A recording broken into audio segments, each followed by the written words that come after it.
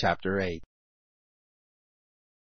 It happened at the end of 20 years, in which Solomon had built the house of the Lord and his own house, that the cities which Huram had given to Solomon, Solomon built them, and caused the children of Israel to dwell there. Solomon went to Hamath Zobah, and prevailed against it.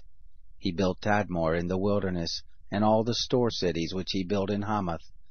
Also he built Beth-horon the upper, and Beth-horon the lower, fortified cities with walls, gates, and bars, and Baalath, and all the store cities that Solomon had, and all the cities for his chariots, and the cities for his horsemen, and all that Solomon desired to build for his pleasure in Jerusalem and in Lebanon, and all the land of his dominion. As for all the people who were left of the Hittites, and the Amorites, and the Perizzites, and the Hivites, and the Jebusites who were not of Israel, of their children who were left after them in the land, whom the children of Israel didn't consume, of them did Solomon raise a levy of bondservants to this day. But of the children of Israel did Solomon make no servants for his work, but they were men of war, and chief of his captains, and rulers of his chariots and of his horsemen. These were the chief officers of King Solomon, even 250, who ruled over the people.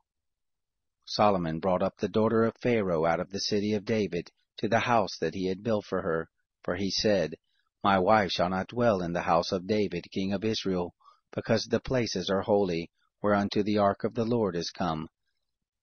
Then Solomon offered burnt offerings to the Lord on the altar of the Lord, which he had built before the porch, even as the duty of every day required, offerings according to the commandment of Moses, on the Sabbaths, and on the new moons, and on the set feast, 3 times in the year, even in the feast of unleavened bread, and in the feast of weeks, and in the feast of tents.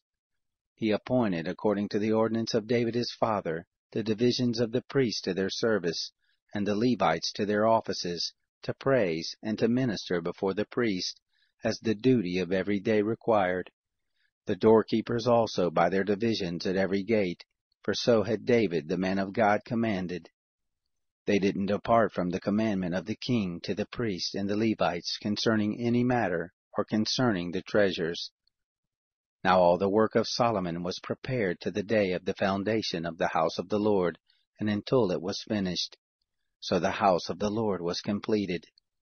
Then Solomon went to Ezion-Geber, and to Eloth on the seashore in the land of Edom. Huram sent him by the hands of his servants ships, and servants who had knowledge of the seas, and they came with the servants of Solomon to Ophir, and fetched from there 450 talents of gold, and brought them to King Solomon.